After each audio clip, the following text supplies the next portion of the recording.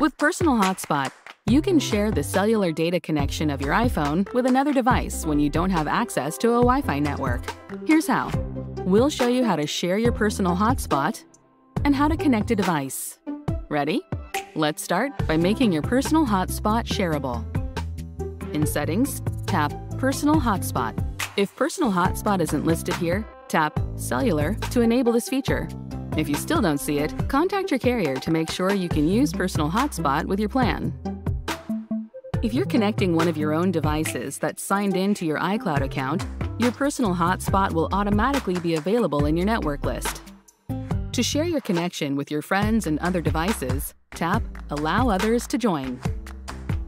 Your Personal Hotspot also has an auto-generated Wi-Fi password, but you can tap to change it anytime. Now, let's connect a device to your Personal Hotspot. If you're connecting your iPhone or iPad, open Settings and tap Wi-Fi, and then find the Personal Hotspot you'd like to use.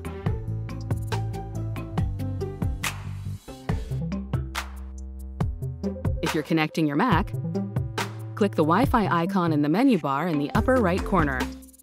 Then, select your Personal Hotspot from the list. It may take a moment to appear.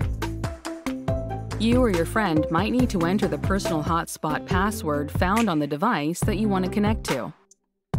Once you're connected, the Personal Hotspot icon will appear in the menu bar on your Mac or the status bar on your iPhone or iPad. You can then use the Internet. To find out how many devices are connected to your Personal Hotspot, open Control Center on your iPhone, touch and hold the Network Settings card, and look for Personal Hotspot. You can tap the Personal Hotspot button to stop sharing your connection with other devices. Now you know how to connect to a personal hotspot and share it with others.